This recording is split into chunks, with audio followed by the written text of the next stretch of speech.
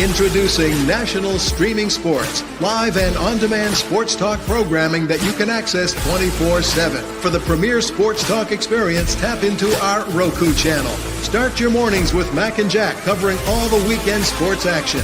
Then pour a cup and enjoy all the sports you can drink on the Coffee and Sports podcast. At midday, talk sports from east to west on the Coast to Coast podcast. Followed at night by some hot girl talk with Prim and Proper Sports featuring Sonia Pearson. Talk boxing on the Gloved Fist. Yankee fans tune in for Start Spreading the News.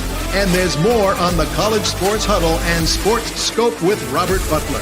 There are 20 podcasts in all and 70 weekly shows giving us a 3.4-star viewer rating. To find us on Roku TV, search for National Streaming Sports on the Roku search bar. Click on the logo and you're in. National Streaming Sports, live and on-demand sports talk for America.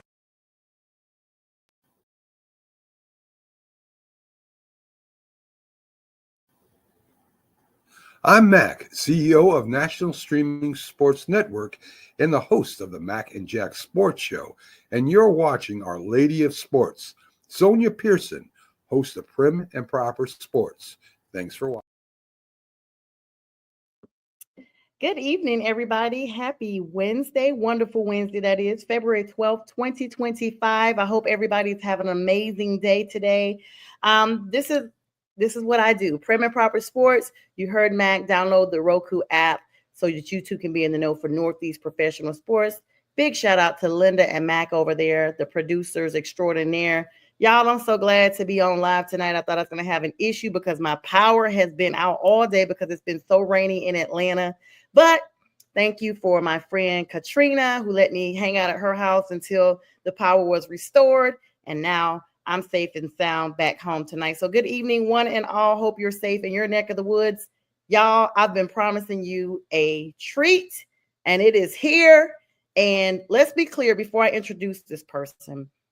He should be the bearer of a Super Bowl ring right now. It's none other than my friend, Brian Arndt, the friend extraordinaire, Detroit Lions. Brian, good evening. How are you tonight?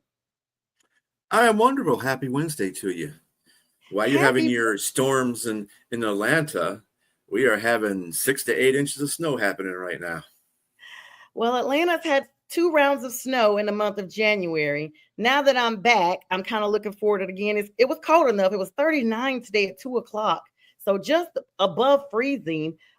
You just never know. And, weather forecasters, not that we're meteorologists over here, they have pivoted and said, don't be shocked if there's a late little chance of snow, even up through March for the Atlanta area, because this weather is bipolar. So, Brian, tell us a little bit about yourself. I'm so excited you're joining us tonight. Welcome. Well, thank you for having me. I'm honored to be on the show. I was born in the D. I was born in Detroit. I served in the Navy from 87 to 91. Which I know we talked about the Pearl Harbor thing when you went to Hawaii. That was an eye-opening experience for me, too. I am the father of 3, pawpaw of 4, and 4 grandkids. I've been involved in sports broadcasting since 2017. And one of my favorite quotes, I don't know if it's like, it's just something I like. It's just a quote that I like. It kind of goes some days, and some days it's kind of like what, but it's from a quote from The Replacements. It's a football movie with Keanu Reeves. Really good. I love that movie. It's one of my favorite football movies. Pain heals, chicks dig scars, glory lasts forever. That's one of my favorite quotes. Yes. So, and it is. And thank you for your service. Thank you. Navy is definitely an extraordinary branch to be a part of. And I actually considered the Navy myself in high school. Talked to a recruiter, had the whole shebang set up, and then switched to Air Force. But my dad blocked all of that. So he didn't want any of his girls carrying a gun. I sometimes wonder how different my life would have been, because I always had aspirations in going through JAG. And so that's because I wanted to be an attorney even as a child. So I wanted to go through JAG. And so now here I am. Fast You would forward. be a broadcast NCIS type of person. That's what you would be, you know. All of that. But welcome to our show. We have a great time here. And hello to REM Dizzle 412 Coach Quinn. What is up, Robbie? Hi, Robbie. Thank you. You do look like Dan Quinn. Let's just jump right into it. This hour goes by super fast. And at the halfway mark, we do have to give our shout out to the Huddle Sports Network, which I'm also airing on there. This episode will re-air tomorrow morning at 2 a.m. Valentine's Eve on Northeast Professional Sports on YouTube and Roku. And it will also air tomorrow at 10 a.m. on the Huddle Sports Network. And so, Brian, let's just chop right to it. The Super Bowl, Philadelphia Eagles, Kansas City Chiefs, trying to get the three-peat. Did you watch the whole game is my first question. I'm going to be honest with you. The only thing I watched in the Super Bowl was a halftime show. And I watched that minimally too.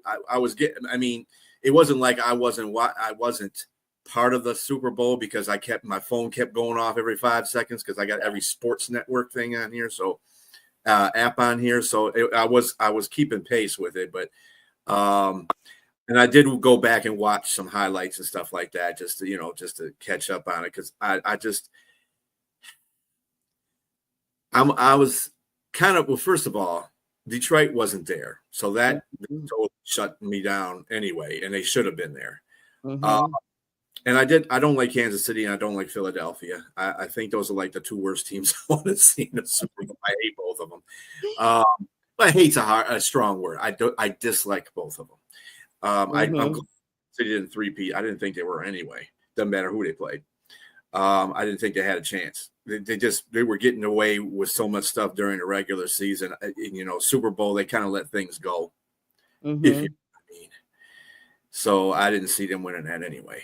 But from what I saw in the highlights, Mahomes had kind of a golf kind of game. He really lost the game for him. He did. He lost the game for him. He did. I mean, I never thought about it until you just mentioned it, that it's very comparable to Jared Goff. And let's go back. Let's go back, Brian, because I really was rooting for you guys since game one. I was like, you know what? The Lions are going to go all the way. It's going to be Lions versus the Bills. Those are the only two teams I wanted to see in the Super Bowl. I said that from the preseason. And it looked like it was really going to happen. Like everybody, so many people in this country were rooting for you all. Like we really were. Because we felt like, okay, the Eagles, they've been there before. The Bills, we want them there too, because they hadn't been in 30 years. Then we saw the Commanders come out of nowhere. Jaden Daniels, rookie of the year as well. Dan Quinn, no stranger to the Super Bowl, coming out of being the defensive coordinator with the Cowboys. Now back to the head coaching him. His last time head coaching was the Atlanta Falcons in that 28-3, which wasn't the final score, but that's what everybody remembers.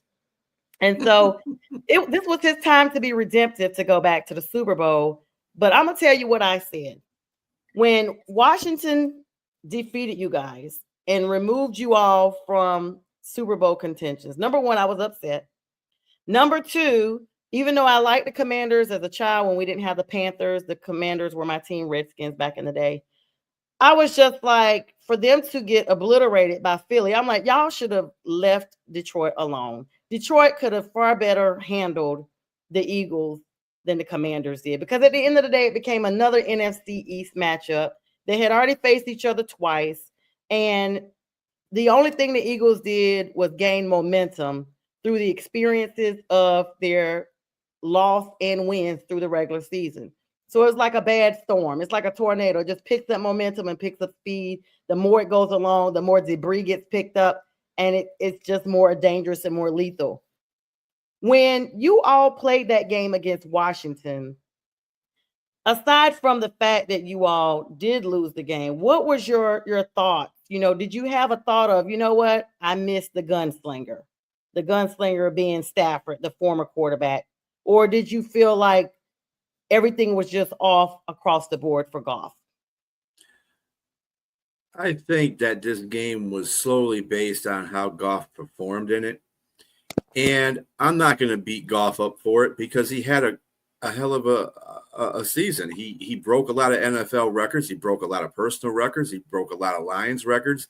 I mean, he was having one of those seasons. See, to be a Detroit Lion fan, you have to believe in certain entities that prevent the Lions from doing what they do. Last year, and I had to sit back after a while because I couldn't really get back into the mode of football after this whole situation happened. And because it was like, you know what, I'm really getting tired of Lions getting bad snap about everything. And then they go to they do such a great job. Dan Campbell put them in a position. They're 15-2. They got the number 1 seed in the NFL or in the NFC. They got home field advantage through the whole thing. That's all they were preaching about the whole season. This is what they wanted at the beginning of the season. And what's up, Nate? Hi, and it was just, when I look at it, it's a typical Lions curse that goes on. Last year, they played San Francisco in the division title, the conference final. They were killing San Francisco in the first half. I mean, killing them. But then in the second half, everything just turned around like a miraculous bad dream it was. And they were like the SOL, same old lines, in the second half. And that wasn't Goff's fault. That game was not Goff's fault. That was just people not dropping the ball when you should be catching it. One bad decision, in my opinion, by Dan Campbell. Instead of, when it was 30-27, I think it was. And instead of kicking the field goal, he decided to go for it, which I didn't think was good. Just kick the field goal, make the game even again. It's a brand new game at that point. And I think the players would have recovered. But I think the players were kind of down on themselves, especially Jahmyr Gibbs, because he fumbled the ball. He wasn't in the game that much after that. That was shocking. And I was like, I think they don't have confidence in themselves. And if you would have kicked the field goal, they would have said, okay, we can do this. We got to this point. Maybe we can eke it out. So I think that was a killer for the Lions at that point. But dropping the ball, Josh Reynolds, obviously he's not here anymore. There's a reason why, because, in big game, he did that in the Super Bowl with the Rams with Goff.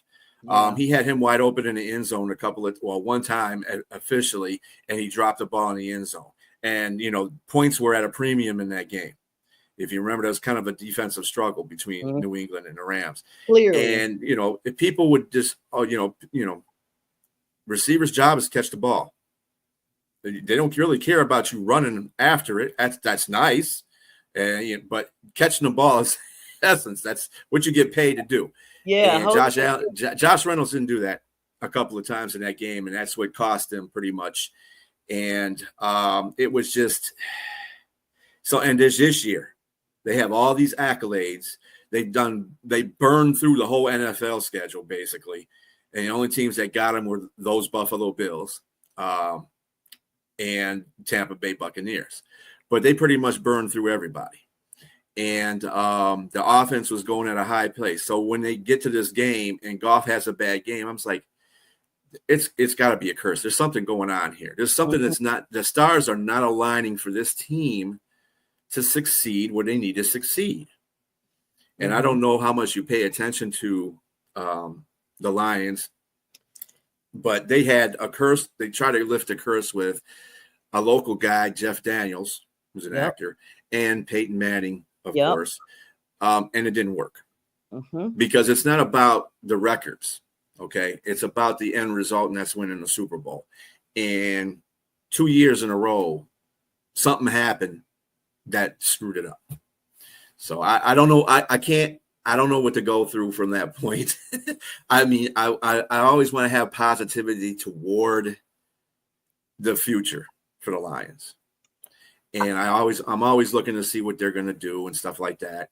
And I'm still doing that, even though I'm very disappointed. But I had to just come to grips with myself and say, you know what? Goff just had a bad game, and he had it at a bad time. I'd still want him as my quarterback. Stafford would be fine. I love Stafford. Stafford's one of my favorite quarterbacks too in the NFL. But we have to take the ship who we get captained it with, and Goff is the guy. So that's what we have to do. Nate says he can't unsee it. Brian, that's really a good point. Refs had no choice but to call a fair game. The fans were seeing the favorite of the Chiefs. We'll get to that in just a minute. RM Dizzle, please hang with us on that. We gotta build up to that. I want to talk about the Lions a little bit more here because everybody knows I've talked about the Lions most of the season. I'm like, hey, they're cats just like us. They're part of the feline crew. So cats roll with cats. Me being a Panthers fan, got my Panthers shirt on today. Me too. Yes. So I still feel like, just like you said, and I've been following the Lions not just this year. I started podcasting in 2017 myself, 2016, 2017. It did not take off until last year. Well, now we're in 2025. It took off in 2023 thanks to Mac and Linda over at Northeast Professional Sports because they found my podcast and reached out. And from there, it's just been a lot. I've been making some really solid connections. And I'd like to also thank them repeatedly because they are the reason why now I'm connected with you, Brian, because I was able to get on you guys' network. Let me take a small plug for you to tell us about the network you podcast with so you can get our audience to be geared towards that network. So we do a podcast. It's not a scheduled one all the time. We're getting to that point, because we're Mirandering around, especially after the Lions loss. It was like, man, I don't feel like doing any podcasts, man. Yeah. And since we don't have a responsibility to the Huddle Network or networks that you're associated with, it's easier for us to make those decisions. But we do still have it. I have become full producer. I'm going to be in the background. I really kind of want to focus on one thing at a time. Our show is called One Ass Cheek and Three Toes. People won't get that too much. It's a Dan Campbell quizm. And he said it in his first year when he was coaching the Lions to the players when he was talking to them in the room before training camp started. And I just took that off and ran with it.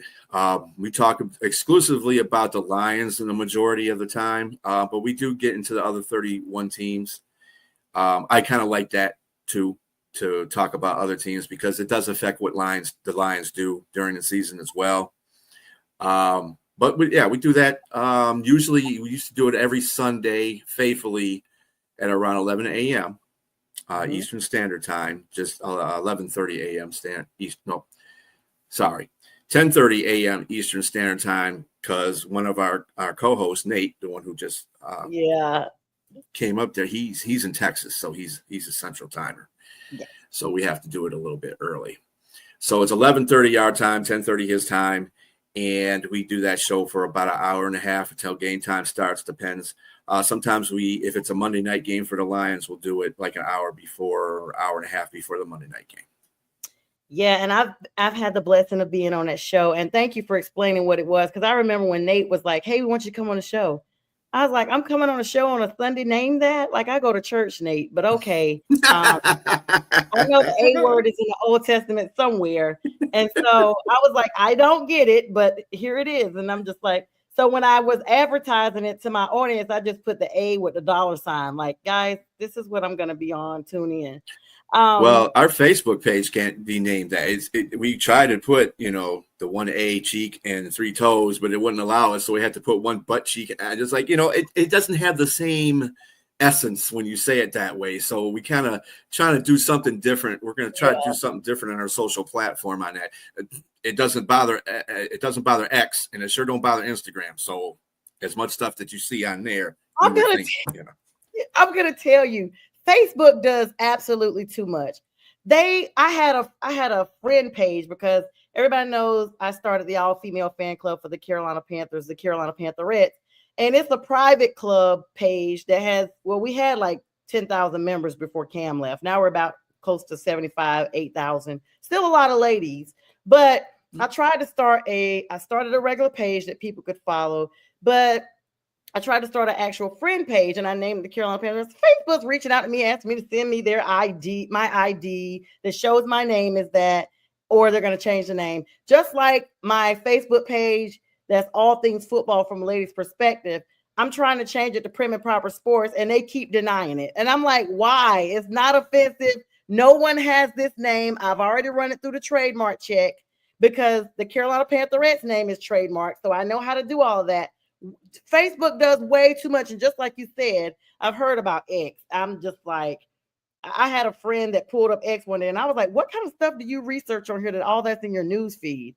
And she was like, girl, I just looked at one thing, and now I was like, this is the old school, what was it? HBO After Dark. This X is off the chain. X is like, it's worse. Instagram isn't far behind it either. Yes. And so I guess, this is just the times we're in. So thanks for letting everybody know how to reach you on that. And everybody's still, rooting for the Lions. However, little bleak news, you guys have 30 pending free agents. 30, and there's a 52-man roster. I don't know if this is inclusive of the people that are not on the actual active roster or not, but Marcus Davenport's one of the main names, the edge rusher. You guys have veteran edge rusher. He got a 1 year, $6.5 million deal in 2024 to support Aiden Hutchinson, and who's the star, of course. And of course, it's kind of like your manager, Brian Holmes, at the time felt like Aiden needed help at that position. Now it didn't work out. And Davenport got injured, has an elbow injury in week 3 of all weeks. Like as soon as the season started, he was done. So he basically got a check for free. And so now, Joseph Grassano believes Davenport will be a one and done in Motown. And there's a plethora of other names. You guys have already lost Ben Johnson. You start losing your OC and DC. Those are like who prop up your HC, the head coach.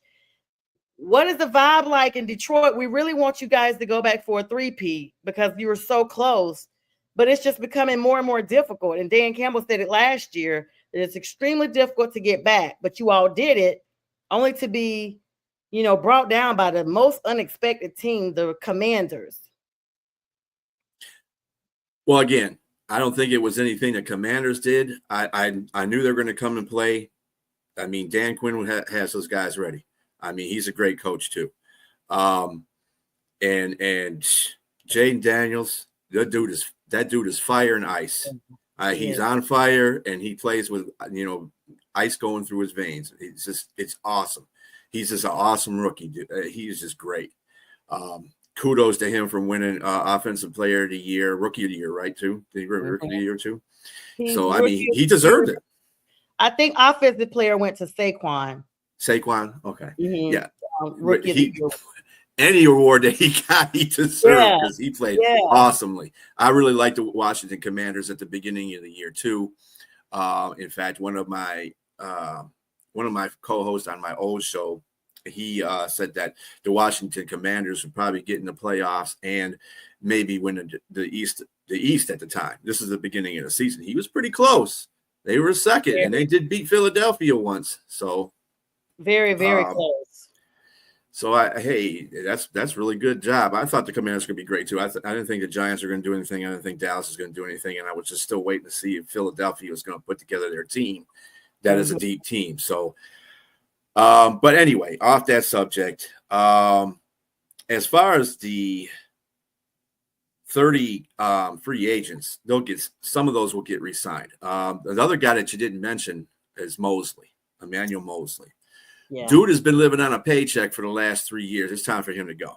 I forgot all about him because what is he doing? Nothing. And he okay. The first year he got hurt. Mm-hmm. The second year he came back, played 20 minutes in a 20 minutes. I don't even think it was 5 minutes. 5 minutes in the game, and he got hurt again. So he was out that year. This year he comes into training camp, hurts his pectoral. So then he's out for a while. And then I don't know what the vibe is with him because he came back like week when they played Indianapolis. He came back, but he was on special teams. Mm-hmm. He was on special teams. and he was in and out of that, but he was never put into a starting position or put into a backup corner position. I don't know if that's because they didn't like anything that they saw in him, or they thought that they had everything going with Vildor, who's another free agent, which we probably won't sign. I don't know. They liked Vildor better than they liked him. Were they playing out, everybody playing better than him in the practice? As far as the corners are going, I don't know because he had chances to be out there in the field, and I was trying to figure out, if you're not going to play him, just cut him, because I mean, at this point, you're just taking up roster space, and you could be using it for something else. So I don't know what was going on with Emmanuel, but he might not definitely. I think he won't be back this coming up year. So that's two of the 30 that I know aren't coming back. A lot of those 32, you got to remember, we signed a lot of players on a defense because we had defensive injuries. So a lot of those players will probably be gone too. If not, some of them will be on a practice squad.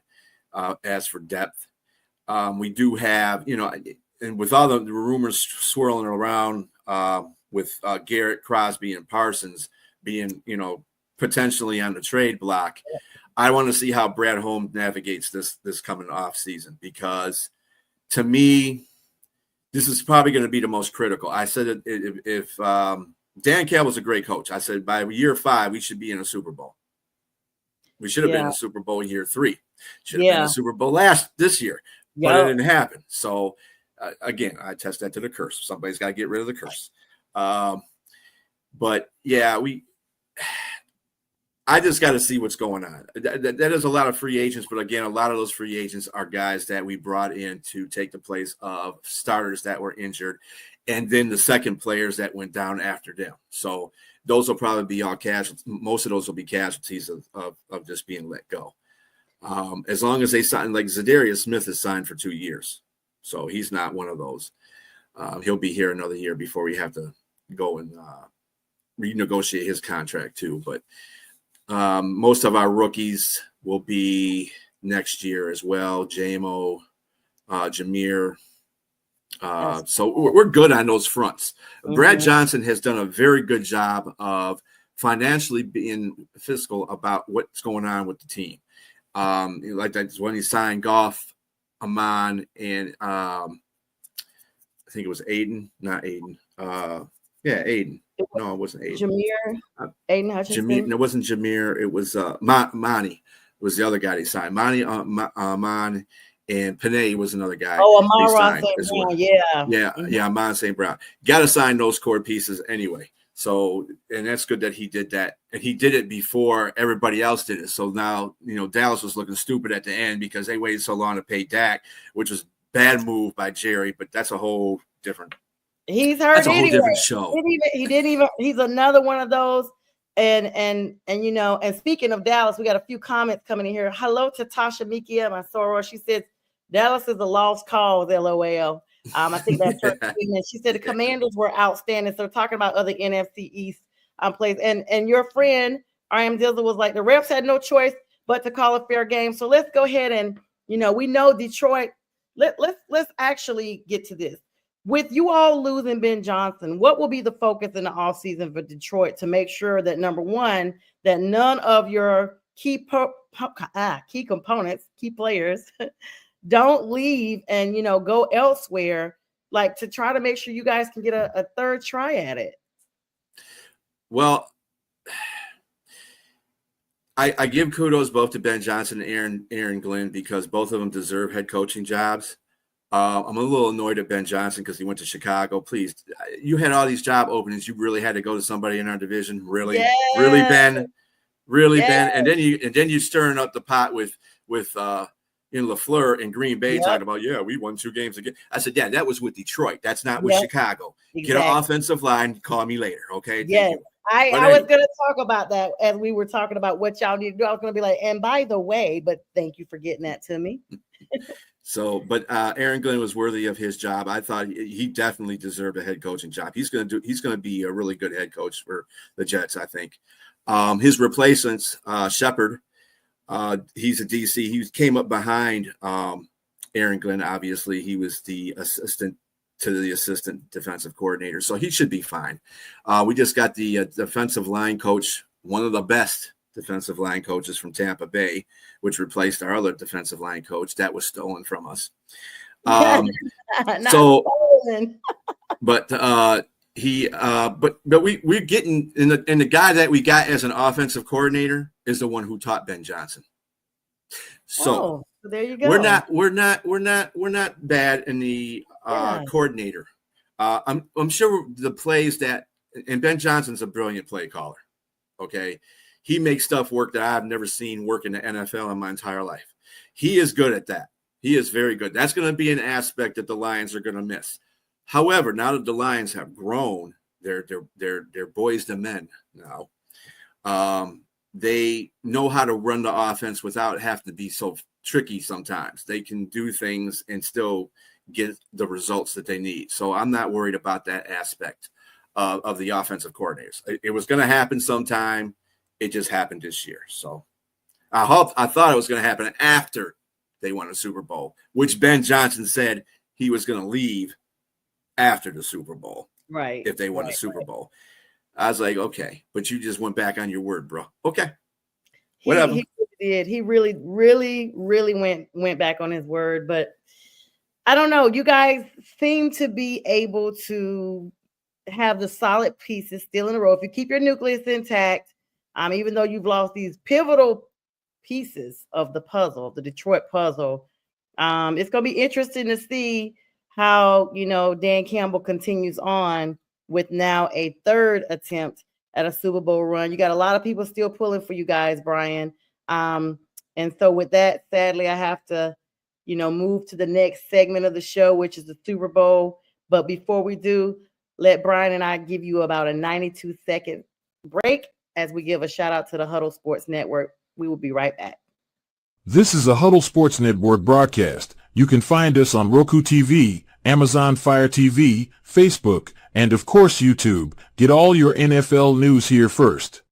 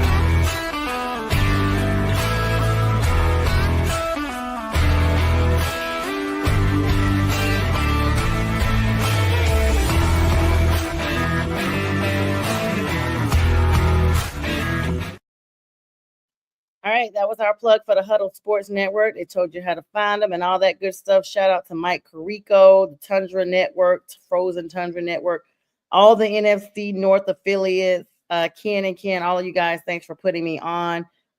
Check them out, y'all. They have a lot of great shows. Brian is affiliated with that network as well.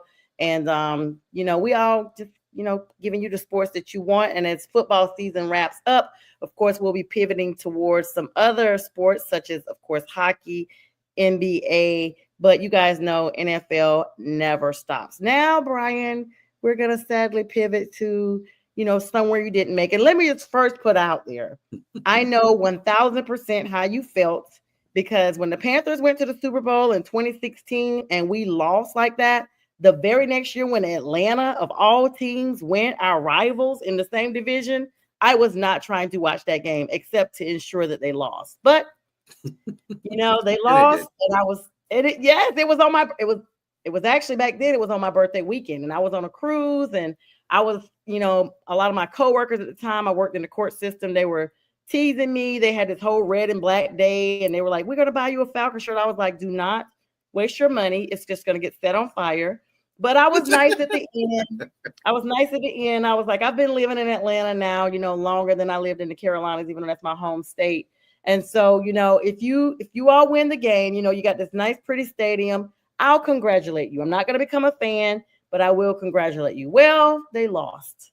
And I was the worst person they ever wanted to see coming for a long time. They never, and the thing is, people could heckle me about my Super Bowl, but they couldn't take it. Every time I started to bring it up, they were like, oh, it's too soon. I'm like, too soon?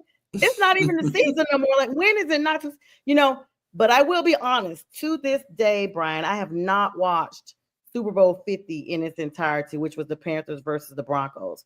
Once the halftime hit and I saw how we were losing, I left. I was at a friend's house. I left her house. I cried all the way home. I got home. I got into bed. I was super late for work the next day because it felt like somebody died. So I know, because we were freaking undefeated. We had only lost one game, and it was to these buzzards down here in Atlanta. And there was no way anybody could have told me we were going to lose the Super Bowl. I felt like I was so confident I could have slept through the Super Bowl and just wake me up when it's over and congratulate me. I was so and I was very out there with it. I was like, yeah, we just here because they're on the schedule. FX Sports, Dan Patrick, all of them, they know who we are. They say defense wins championship. We got no one defense. We got no one offense. Like, we are that. Like, who can beat us? Nobody. And so I felt like it literally felt like somebody died. So I can imagine with Detroit now going back for their second time. I empathize with you before we start this line of questioning. You already came on and said you didn't really even watch the game. I don't blame you. And so with that, I guess we'll go ahead and start with the halftime show first, since you watched that. Kendrick Lamar, Mustard. What'd you think about it? Are you a Kendrick Lamar fan? I love Kendrick Lamar. He's one of my favorite rappers of this century. He's one of my favorite rappers of the century. Obviously, I'm from Detroit, so we have Eminem, and they work together really well. In fact, I think Kendrick even gave M his props. He said, I learned a lot from M when I listened to his music. And let me just put this as a sidebar. M doesn't get played at clubs because M doesn't have club type of rap music. Okay, no, he doesn't. Stop with that stuff. Okay, that's not M's. It's y'all better grab 8 Mile Road if you don't know, because M done talked about his daughter, his baby's mama at the time, like putting them in a car. Like, I know hip hop and rap, and I've had M's albums. They can't be played at the club because somebody might not make it out of there alive. It's that bad. But and on the flip side, there's 50 cents. But anyway,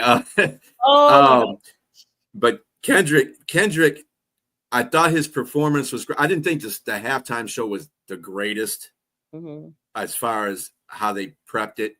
I think he did a very good job. I think SZA did a good job. I loved Serena crip walking, although I am still kind of questioning that, because her sister got killed by a crip. Yes. And I'm trying to figure that out. But she did that at the Wimbledon too. She did a smaller version of that. Wimbledon. Yeah, her sister Yatumba Price.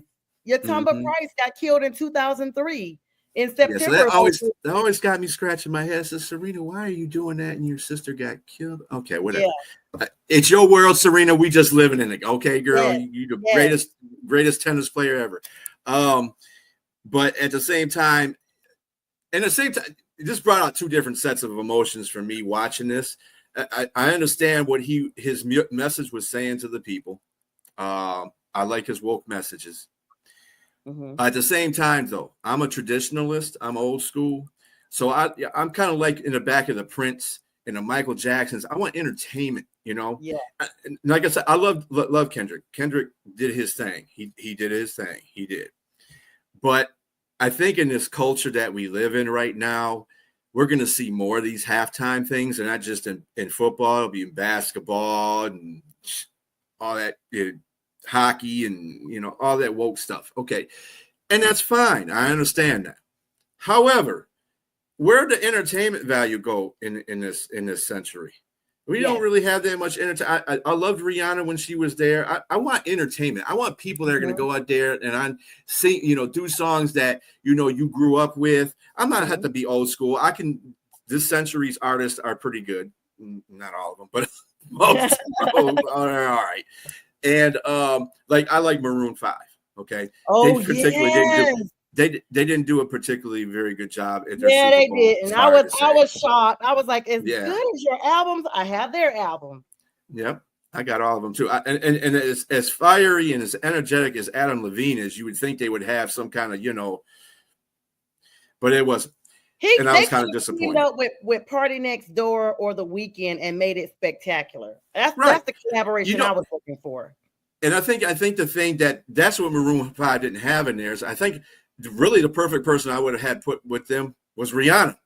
I mean, she did her thing in her own, but if she was with them, she did a song with them, so that would have been great to do. And then she's just energetic as it is anyway. It happens. She's not a bad person. Shout out to Rihanna because her birthday's this month too. She's an Aquarian like me, and it's funny. I was talking about her earlier. I actually have my hair cut kind of like she did on her Diamonds video. So everybody knows I just cut my hair off a couple of weeks ago. So it was Rihanna inspired. Oh, there you go. All right, Riri.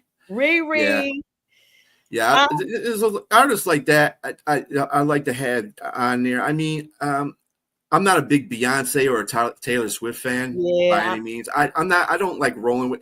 I don't want to be a Swiftie or a B. No, I'm not. I love Beyonce when she was younger, on her own, after the group. Destiny's Child, yeah, I liked her then. But it's kind of like she's gotten too commercial and she's trying to do everything. And Beyonce, come on, man. I mean, she did a good job. And Taylor Swift's the same way too. I love Taylor Swift when she first came out and was being poppy from country. I like that, But then she started doing the same. I'm like, what is wrong with? And people love them though. Yeah, they're the number one and number two best-selling female. Well, actually, Rihanna's in between. But Rihanna's the best. And Rihanna now has her makeup line, so she's one of the top paid female entertainers as well, thanks to her Fenty, which is her last name, Robin Rihanna Fenty. So she has a whole makeup line. I wear it. But I'm the same way, Brian. Like I'm a kind of roll it back to what we first started talking about here with the halftime show. I feel like two things happen because they always say two things can be true at once sometimes. They figured out. Let's roll it back, not to be political, but they realized Trump was going to be there. That's part one. There's a lot of unrest in this country amongst a lot of people because of the election, but that's who we elected. That's who's the commander in chief. And now we have to roll with whatever he decides, including the Gulf of America that was renamed yesterday by Google Maps. Number two, there has been an ongoing beef between Drake and Kendrick Lamar since last May, and Drake had his attorneys to file paperwork against UMG because his attorney said, hey, it's one thing to have a rap beef, but to keep saying that this man is a pedophile is now character assassination and it's defamation. And even in his performance, Kendrick asked the girls that was back there, he's like, I want to perform this song. Should I perform it? And there it's the girls with the red wigs. He's like, but they like to sue. They had just served him papers. And he still must.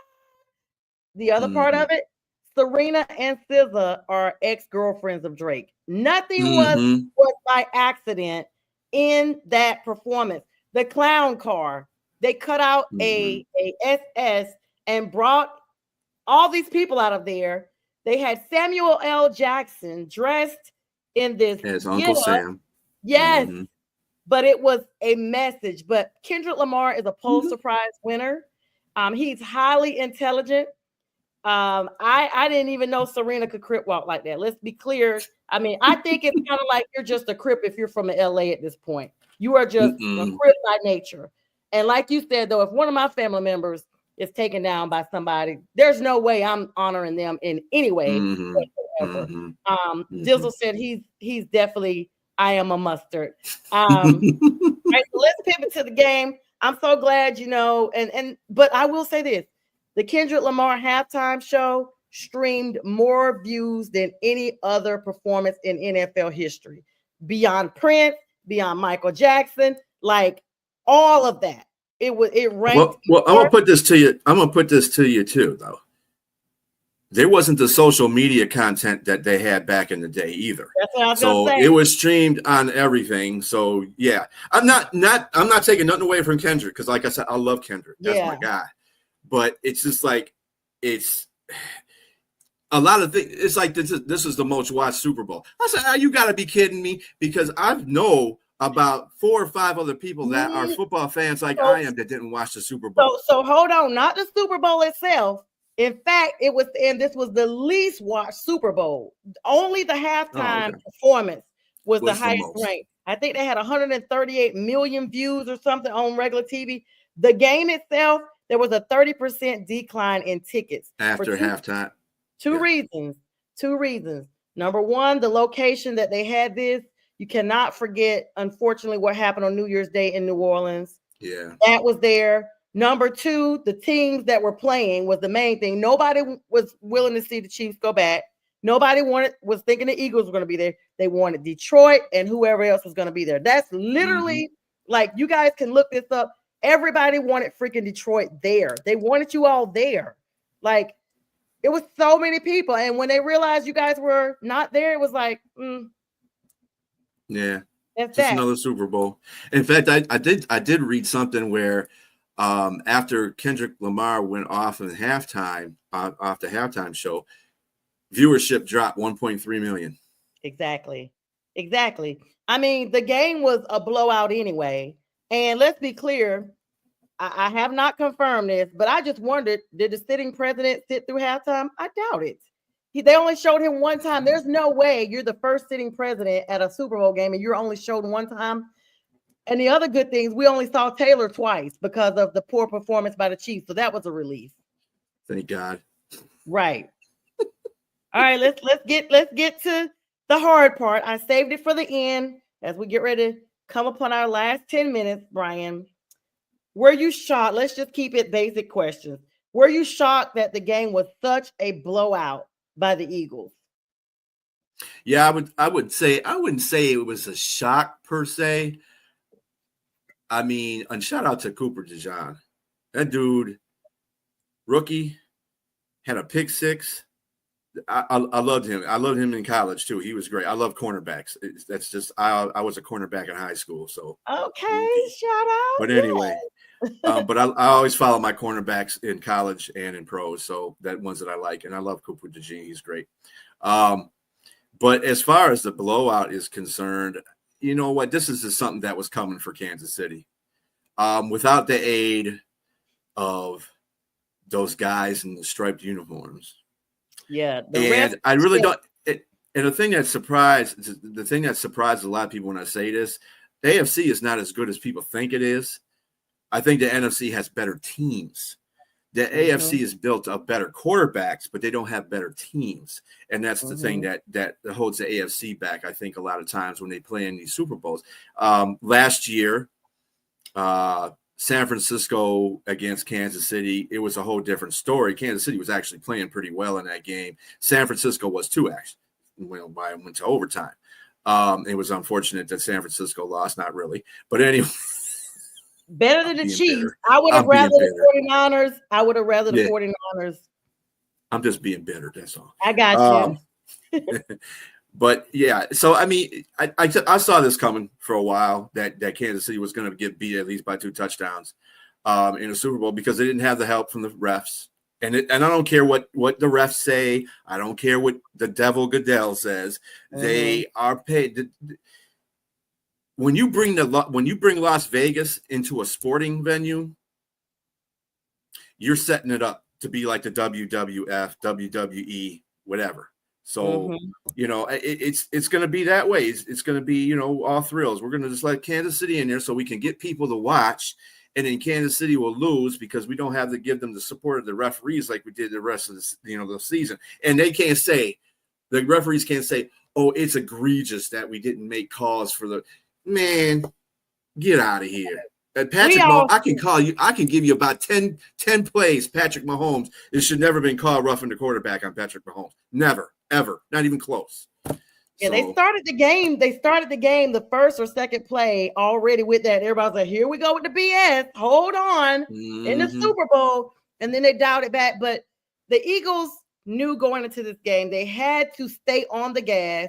You cannot stay one touchdown apart, not even two, because the Chiefs will come out. You saw how Patrick tried to come back in the end of the game, throwing back-to-back touchdowns to Worthy.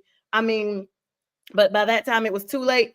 The score, if anybody didn't watch the game, the score was not indicative of the real butt whooping that the Eagles put on the Chiefs. Travis Kelce now does not know if he's coming back. And, what's up, Pink Fanfur? That's our girl behind the Reels promo, Pink Fanfur. Her info's on the tickler here. Make sure you guys check her out. She does her own show on our network as well now. She does makeup tutorials for the Ultimate fans. And she interviews professional fans across the CFP. I think it's fun fans. But check her out. She's on here as well. Thank you for supporting, sis. And RM Dizzle said the AFC has the best running back in the NFL. And she Lamar said Kansas Jackson, City got their kicked. That's right. They got their $8 kicked, their donkeys kicked. We were happy. So at least that was a good outcome. The trophy comes back to the NFC. I think the other thing about it too is that's what you have to do to Kansas City. You have to beat the crap out of them so the referees don't play a part in the game. And that's true with any of the teams that were in the playoffs. You just got to beat the team. You got to beat the team senseless, or else you're gonna let the referees be fact. I mean, that was the fact of the whole season, really. If teams are allowing these other teams to stay around, they're going to get mad because a referee is going to call a bad call. It's just all and you're forced them to do that because you're playing these close games. And I understand if you don't have all the talent in the world and you're fighting for your life, it's just, and it happens to every team, more so to the Kansas City. But I know Detroit got a fair share of calls. I know Washington got a fair share of calls. Every team in the NFL got their fair share of calls that you're like, no, I think that should have been called, Yeah, I'm a Lions fan. Yeah, they tried to give like a whole statistical thing that the Chiefs really were like number 31 for calls.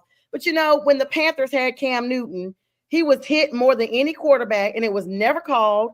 And they basically made an allocation saying, well, he's a runner now. He's no longer a defensive player because once he comes out the pocket and decides to run the ball, it's, no holds barred for him. And now, you continue to see that. Now you got Patrick Mahomes, a.k.a. Gonzo, falling out all over the place.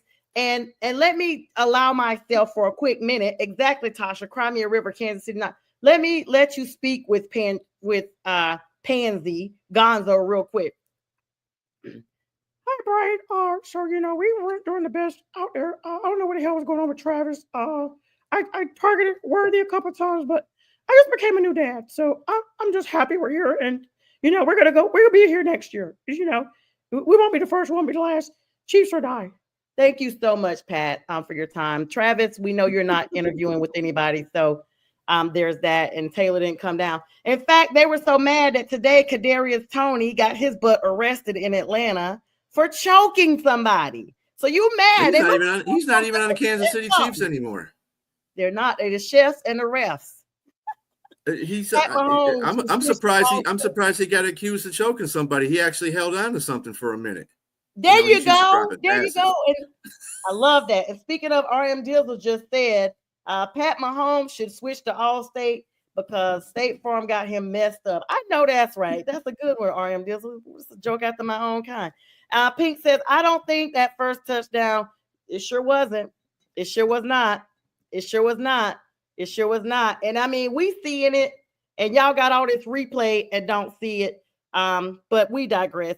So as we get ready to, they won. Everybody knows it. If you want to know more about that garbage game, go ahead and just look it up because we're not going to give it no more energy tonight. Brian, I do want to actually ask you, he went to Taylor Swift. They said she didn't even come down there, though, Tasha. She didn't even come down there. Yeah, wide receiver. We got you, Pink. You guys coming up in, now that the off season's here, and what do you guys see yourselves doing in the draft? With Brad Holmes, this is like one of the GMs that it's a mystery. He makes good sound decisions when he drafts. I don't think he's missed on too many draft picks since he's been here, and that's what he was known for in LA as well. But if they don't, it depends on what they do during free agency. If they do trade for an edge rusher, I know for certain if they trade for an edge rusher, whether it be Garrett, Crosby, one of those two, if he goes all out and does that, I don't think they're going to re-sign. They're definitely not re-signing. What's his face?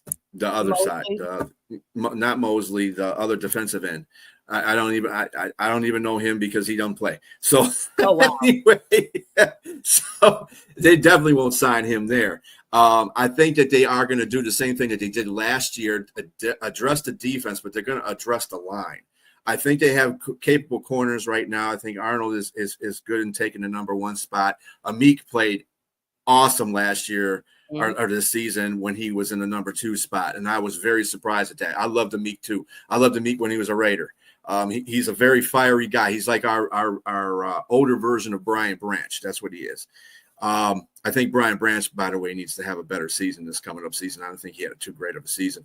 Of course, Kirby had a great season. He had the league leading interceptions, and he didn't get Defensive Player of the Year. Whatever. Anyway, but we still have Dan Campbell. Dan is the man. I think that as long as we have his energy, everything down the line will be fine. We do have a harder schedule this year. We got to go play in Kansas City. We have to go play in Philadelphia. At least Dallas is coming here so they can get their butt kicked in our house this time instead of their house. But other than that, I mean, Zadarius Smith. No, Zadarius Smith is signed for 2 years there, Robbie.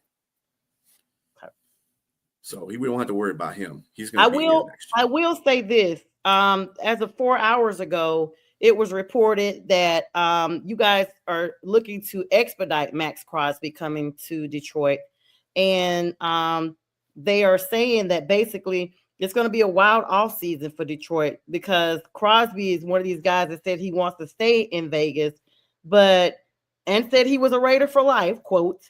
But there are ties with him and Detroit. And so sometimes it's one of those things. I mean, we've seen it in the NBA.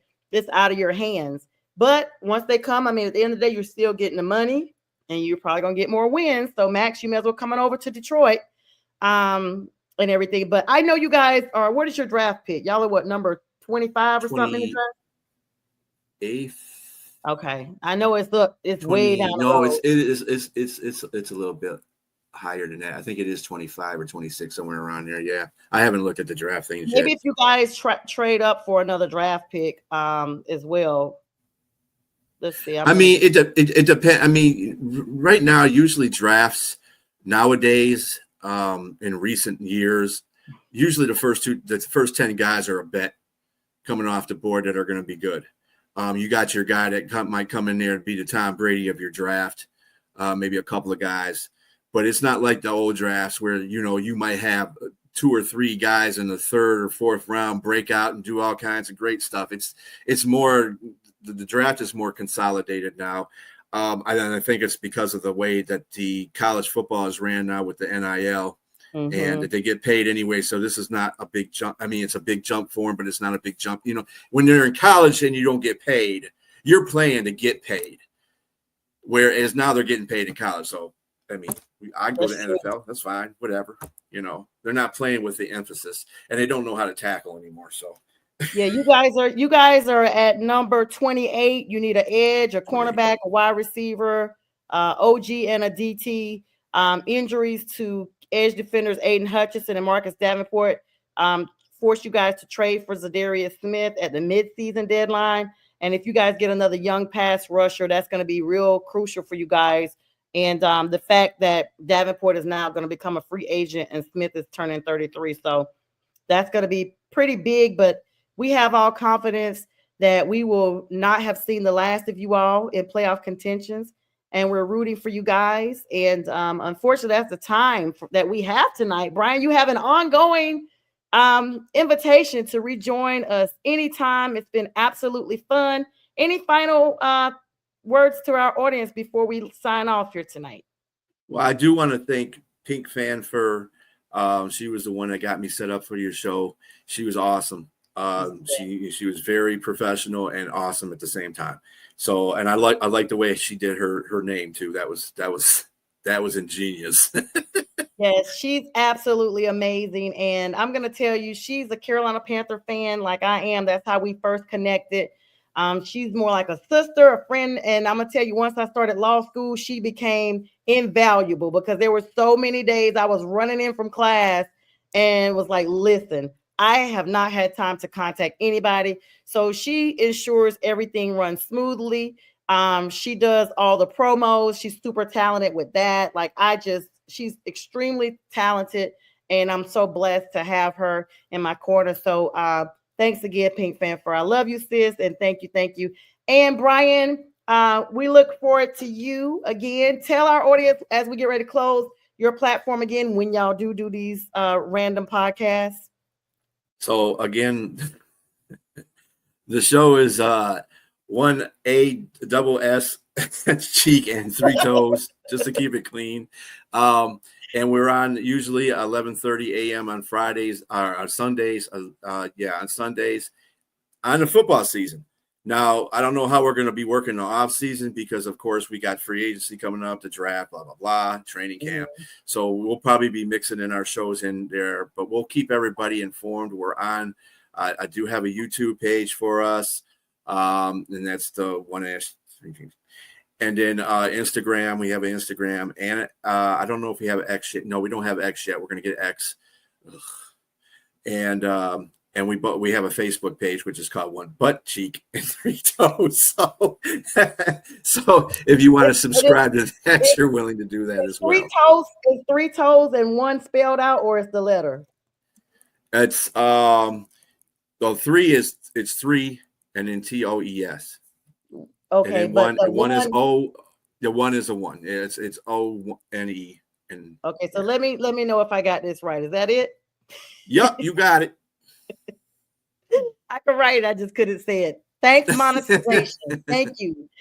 Brian, it's been amazing. Like I said, I'd love to have you back on and chop it up, not too much longer from now. You don't even have to wait to the season. If you want to jump back on with us again next week for a part 2, more than willing to talk about that because football is an ongoing sport. We want to thank everybody that came on tonight for all the likes, love, shares, comments, commentary. And like I said, this will re-air at 2 a.m. tomorrow on YouTube and Roku channel if you guys caught the tail end of the show. And it will air tomorrow morning at 10 a.m. Eastern Standard Time on the Huddle Sports Network. Other than that, I will be back with you guys Friday, 9 p.m. Eastern Standard Time. It's my Friday with the fellas. Brian and I will at this point bid you all a good night, and we thank you very, very much.